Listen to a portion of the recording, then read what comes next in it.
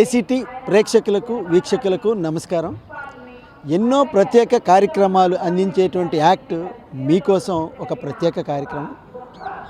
పండుగల్లో పుస్తకాల పండుగ వేరయ్య. క్యాలెండర్లో లేని పండుగ పుస్తక మహోత్సవం, దాన్ని పుస్తకాల పండుగ అంటారు. విజయవాడలో జరుగుతున్నటువంటి 36వ పుస్తక మహోత్సవంపై ఏసీటీ ప్రత్యేక కార్యక్రమం మీకోసం.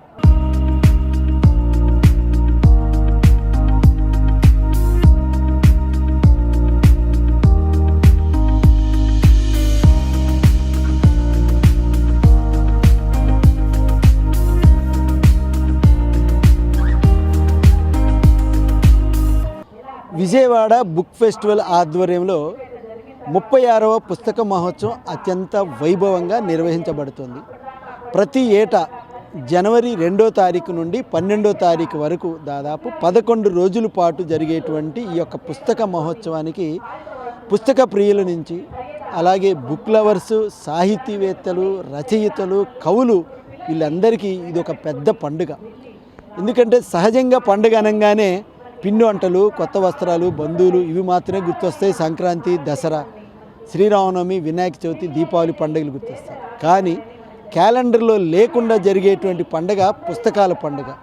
ఏంటి ఈ పుస్తకాల పండుగ అంటే, ఇది ఒకరోజు జరిగింది కాదు, నిన్న ఇవాళ వచ్చిన పండుగ కాదు.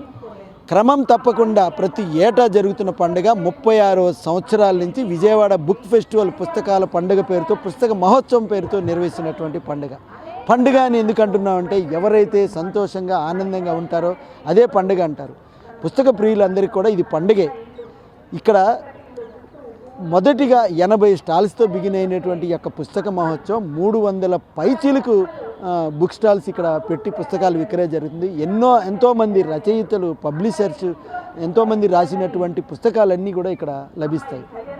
ఒకటి కాదు, రెండు కాదు, కొన్ని లక్షల పుస్తకాలు దాదాపు 300 స్టాల్స్లో ఉన్నాయంటే, ఒకవైపున ఆధ్యాత్మికము, మరోవైపున సాంఘికము, విజ్ఞానము, సామాజిక శాస్త్ర అన్నీ కూడా, అంటే జీవన విధానాలకు సంబంధించి కానీ అన్నిటిని, అంటే ఇటు కేజీ నుంచి పీజీ అన్నట్టుగా జీవితానికి సరిపడేటువంటి చిన్నపిల్లలటువంటి కథలు, వేమన శతకాలు అన్నీ కూడా ఇక్కడ ప్రతిదీ దొరుకుతాయి. కాబట్టి అందరూ ఇక్కడికి వచ్చే పరిస్థితి ఉంది.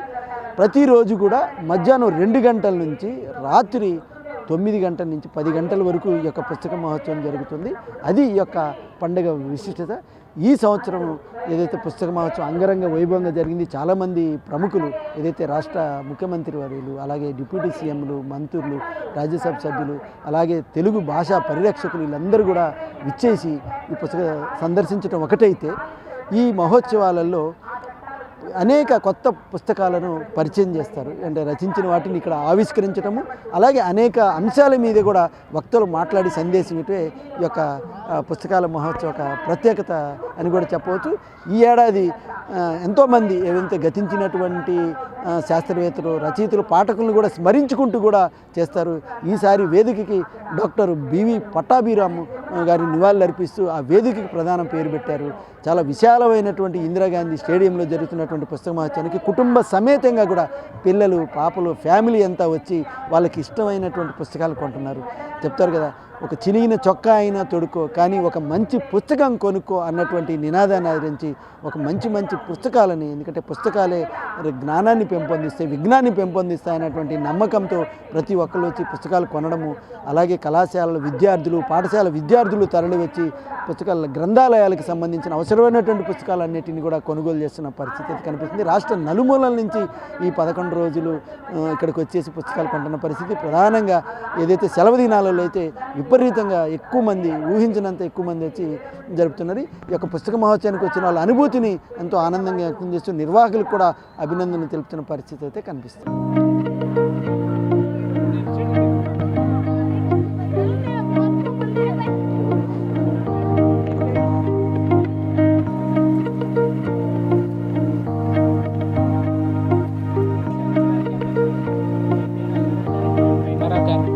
అలాగే ఇది కవియతో హలో చేస్తారు సార్, కానీ ఇది నిర్వచన రామేణ సెకండ్ బుక్, అలాగే ఇది రాజరచన కలుగులో పడ్డారు, అలాగే ఇది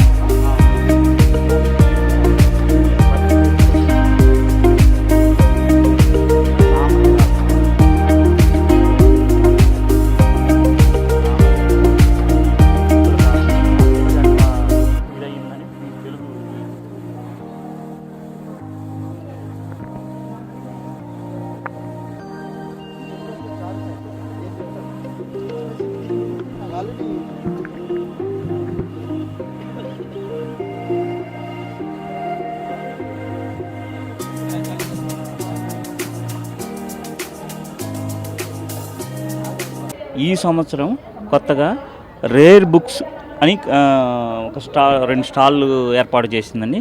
ఈ స్టాల్లో శాసనాలు, చట్టాలు, బ్రిటిష్ కాలం నాటి శాసనాలు, చట్టాలు, మన తాళపత్ర గ్రంథాలు,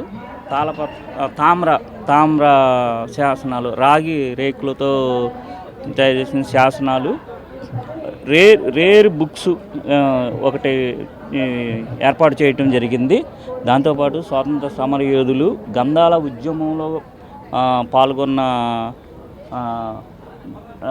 ఉద్యమ అతిరథులు ఫొటోస్ ఇక్కడ పెట్టడం జరిగింది. గ్రంథాలయంలో వేసవి శిక్షణా శిబిరాలు, మంగళగిరిలో మోడల్ గ్రంథాలయం ప్రారంభోత్సవం, central library workshop, Dell computer వాళ్ళు 200 డిజిటల్ గ్రంథాలయాన్ని దత్తత తీసుకొని 6 జిల్లాల్లో వాళ్ళు కంప్యూటర్లు ఇచ్చారు. దానికి ట్రైనింగ్ జరిగింది. ఆ కార్యక్రమాలు ఈ స్టాల్స్ ఏర్పాటు చేశాం. ఇక్కడికి వచ్చిన వాళ్ళు ఈ రేర్ బుక్స్ కానీ అందరూ కూడా చాలా సంతోషంగా ఫీల్ అవుతున్నారు. ఈ స్టాలు పెట్టడం చాలా బాగుందండి. కంటిన్యూ చేయమని అడుగుతున్నారు.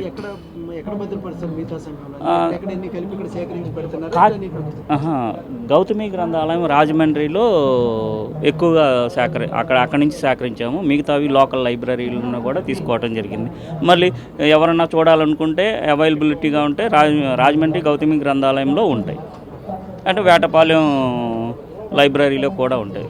గతించింది చరిత్ర. అయితే ఆ చరిత్రని గుర్తు చేయాలంటే మాత్రం ఆనవాళ్ళు కావాలి. అలాంటి ఆనవాళ్ళని భద్రపరిచేది గ్రంథాలయం.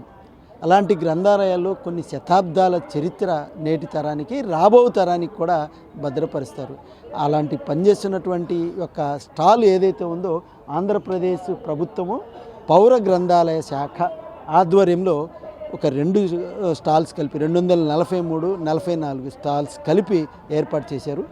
ఇది కేవలం ప్రదర్శన మాత్రమే. ఎందుకంటే గత చరిత్రని నేటి తరానికి, రాబో తరానికి గుర్తుండేలా చేశారు. ఏంటి అసలు ఈ గ్రంథాలయం అంటే, గ్రంథాలయం అనేది ఆ లైబ్రరీ ఉంటే మనకి మొత్తం సర్వం మనం ఒకసారి రిమైండ్ చేసుకునేటువంటి అవకాశం ఉంటుంది. ఈ రాష్ట్రంలో దాదాపు 921 గ్రంథాలయాలు ఉన్నాయి. అందులో గ్రామీణ గ్రంథాలయాలు ఒక 67 ఉంటే, ఒక బుక్ డిపాజిట్ని చేసేటువంటి సంఖ్య 1322 ఉన్నాయి. ఈ గ్రంథాలయాల్లో చదువుకొని ఎంతోమంది ఉద్యోగాలు సంపాదిస్తుంటారు, కొలువులు సంపాదిస్తుంటారు. దానికి కావాల్సినటువంటి డేటా అంతా కూడా లైబ్రరీ నుంచి పొందుతూ ఉంటారు. కాలం మారుతున్న కొద్దీ పుస్తకాలతో పాటు కంప్యూటర్లు ఏర్పాటు చేసి కంప్యూటర్ల ద్వారా కూడా ఇది చేయటంలో మంచి చరిత్ర ఉన్నటువంటిది ఈ యొక్క గ్రంథాలయ శాఖ చేస్తుంది. అయితే ఇక్కడ ఏంటి ఈ స్టాల్స్లో ప్రత్యేకత అంటే, మనం చూడొచ్చు ఒక్కసారి ఇక్కడ ఈ ప్రదర్శనలో చూసినట్టయితే 1898లో ఏదైతే నిర్వచనోత్తర రామాయణం అని చెప్పి, నిర్వచనోత్తర రామాయణం తిక్కన రాసినటువంటి రామాయణం, మనకి నిజంగా ఇంటం రామాయణం అంటే కానీ తెలుసా అంటే తిక్కన రాసిన రామాయణం పేజీ ఉంది. అలాగే ఎన్సైక్లోపీడియా బిట్టిన 1771లో రాసింది ఉన్న పరిస్థితి ఉంది. ఇక తర్వాత చూడొచ్చు మనం రాజ నరేంద్ర పట్టాభిషేక సంచిక సంబంధించినటువంటి పుస్తకాలు ఇక్కడ చూడొచ్చు. తెలుగువారి ఆత్మ గౌరవాన్ని కాపాడినటువంటి ఏదైతే మన నందమూరి తారక రామారావు గారు ఆ రోజు ఈ యొక్క గ్రంథాలయాలకు సంబంధించి తాను పంపించినటువంటి 100 రూపాయల చెక్కు డిపాజిట్కి సంబంధించినటువంటి ఇది ఆయన రైటింగ్ ఏదైతే చూడొచ్చు మనం. నిమ్మకూరు నుంచి డేట్ వేసి పంపించింది 1955 మే నెలలో 5వ తారీఖున అని చెప్పేసి రామారావు గారు సంస్కృతి పెట్టినారు. అట్లా ఒకటి కాదు, ఎన్నో పుస్తకాలు. కబీరు రాసినటువంటి అభంగాలు చూడొచ్చు. ఆ భాష అన్నీ కూడా ఇక్కడ ఉన్నట్టు ఇది, ఎందుకంటే దాన్ని ప్రజాభాషలో వ్రాయబడింది అంటున్నారు. అప్పటి రాష్ట్ర గవర్నరు శంకర్ దయాళ్ శర్మ గారు ఇది రాసినటువంటి ప్రతి. ఇక శ్రీశ్రీ పదండి ముందుకు పదండి తోచుకు అని చెప్పేసినటువంటి మహాప్రస్థానం సంబంధించి శ్రీశ్రీ గారి ఆడియో క్యాసెట్కి సంబంధించి కూడా మనం చూడవచ్చు. ఈ ఆడియో క్యాసెట్టు ఆయన స్వదస్తూరి రాసినటువంటి పుస్తకాలు. ఇలా ఒకటి కాదు, ఇక్కడ చూడవచ్చు. హోలీ బైబిల్ 1858. అలాగే సంస్కృత దశాబ్దార్ప కల్పతరు అని చెప్పి ముడుంబ తి వెంకటేశ్వర 1872 రాసింది. బాల వ్యాకరణము ఏదైతే 1858 పరమవస్తు చిన్నయ్య సూరి ఇక 1894 స్త్రీ చరిత కదంబం అని తేకుమల రాజగోపాలరావు గారు రాసినటువంటిది. ఇలా అలాగే బ్రిటిష్ కాలంకు సంబంధించినటువంటి అనేక పుస్తకాలు కూడా ఉన్నాయి. మనం చూడొచ్చు, ఈ పుస్తకం చూసినట్టయితే పొలిటికల్ హిస్టరీ ఆఫ్ ఇండియా 1784లో రాసినటువంటిది. ఇక తెలుగు పత్రికల్లో జాతీయ సచిత్ర వారపత్రిక కృష్ణా పత్రిక ఏదైతుందో ఆ కృష్ణా పత్రికకు సంబంధించి కానీ, వైద్యము ఆ రోజుల్లో ఆయుర్వేద వైద్యం ఎంతో, ఇది ఒక ఆయుర్వేద కళాశాలలో స్టూడెంట్ రాసుకున్నటువంటి ఈ బుక్స్, ఇలా ప్రతిదీ మనకి గ్రంథాలు, ఇంతకుముందు పుస్తకాలు లేకముందు ఉన్నటువంటి గ్రంథాలు ఏవైతే ఉన్నాయి, తాళపత్ర గ్రంథాలు, అలాంటి తాళపత్ర గ్రంథాలు అన్నీ ఎలా ఉంటాయి, ఇవన్నీ కూడా ఉన్నాయి.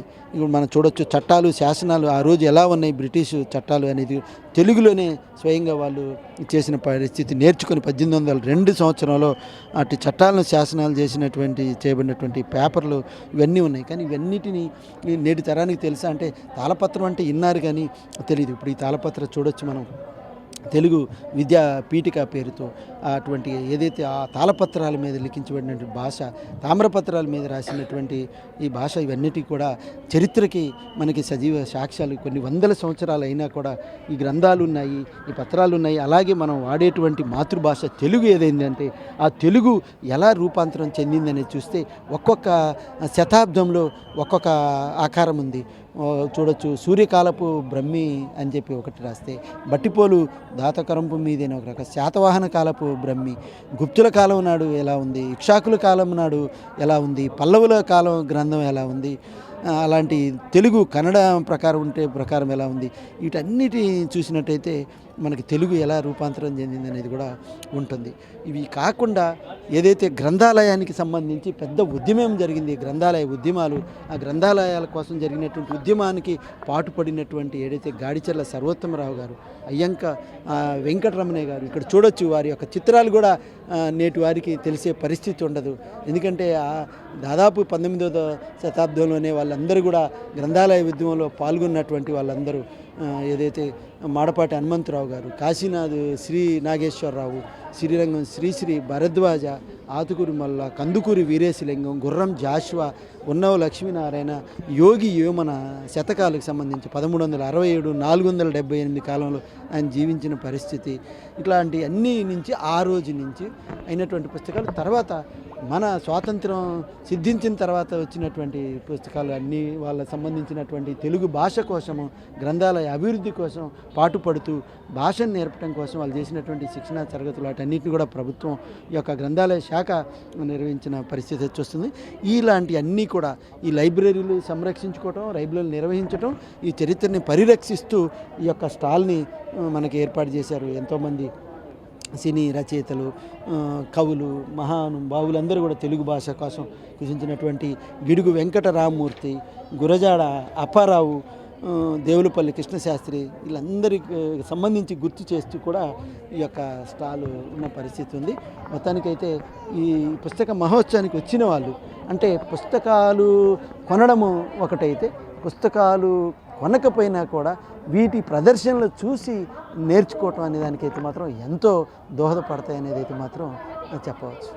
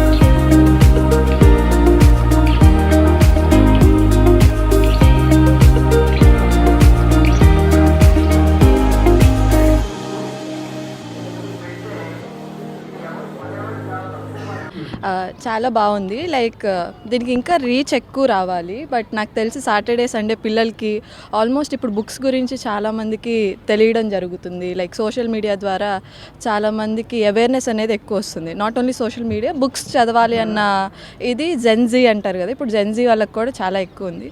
సో ఈ 36కి వచ్చేసరికి ఇక్కడ పెట్టడం కానీ ఆల్ పబ్లికేషన్స్, లా పబ్లికేషన్ ఉంది, మనకి హిందూ ఆర్ మనం చూస్తే తెలుగు పుస్తకాలు గురించి అన్నీ బాగున్నాయి. అండ్ ఇది నా 3rd or 4th time. First టైంకి పోలిస్తే ఇప్పుడు ఇంకాస్త స్పేషియస్గా అండ్ చాలా నీట్గా వీళ్ళు పెట్టడం జరిగింది. ఏం బుక్స్ కొన్నావు సార్? ఏం కొనాలనిపించింది? ఏం కొన్నావు? నేను ఇది వచ్చి సోషల్ మీడియాలో చూసాను కాబట్టి ఇది అమ్మ డైరీలో కొన్ని పేజీలు అని చెప్పి రవి మంత్రి గారిది ఇది కొన్నాను. అండ్ దెన్ ఇది మా పేరెంట్స్ కొన్నవి తెలుగు పుస్తకాలు. నేను తీసుకున్నవి ఫిక్షన్, నాన్ ఫిక్షన్ కొన్ని ఉన్నాయి. అంతే. Thank you. బాగుంది మొత్తానికి. It's very good exhibition. Actually, I think that roaming in this book fest is actually giving us a very good opportunity to explore every book. In online, mostly we don't find any books. We only find limited books, but here exploring every book of every genre, it's actually giving us a very much wide spread of our knowledge. And I think that exploring by ourselves and not depending on the present online generation, and just taking these books and having the knowledge of on what to read and how to read and what books we need without spending time on ChatGPT or Google Gemini. I think it's very great, and mostly the collection of books is very awesome, and I think it's just so awesome. Thank you. Which book you are? I'm actually taking the psychology of money, as I am going to start a startup, and it actually helps on how to spend money on what money is. So I think it's great. Yeah.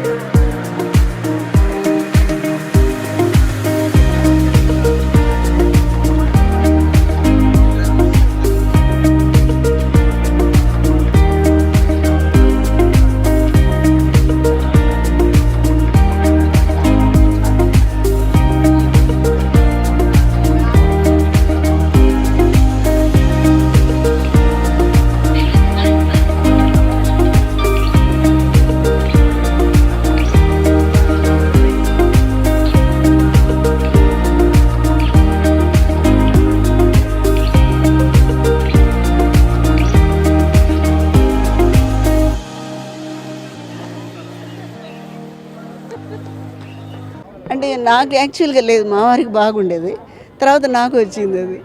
ఇప్పుడు ఇది exhibition పెట్టారంటే first రావడానికి నేనే కారణం. అంతే. ఎలా ఉంది? బాగుంది. ఏం బుక్స్ కొన్నారు సార్? మేము మా గ్రాండ్ సన్ కోసం వచ్చాం. ఈ బుక్ ఫెస్టివల్ మాకు చాలా క్లోజ్, ఎందుకంటే my grand father use to bring me for book festivals when I was very young. Now I also find lot of joy when I come to book festival because we can gain knowledge by buying books. Something we invest which gives us lot of in return, which is not even we can count it by money or anything, is knowledge. So by reading books I think we gain it, and physical ga books chadavatam is a lot better thing than doing it on an iPad or any tab or anything.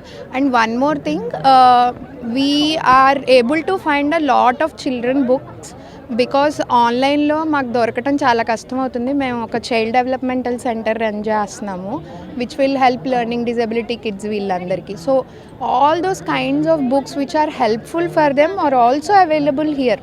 So we can able to find when we come here, it gives a lot of, it's a kind of therapy when we go through all the books, all the racks, so many books here.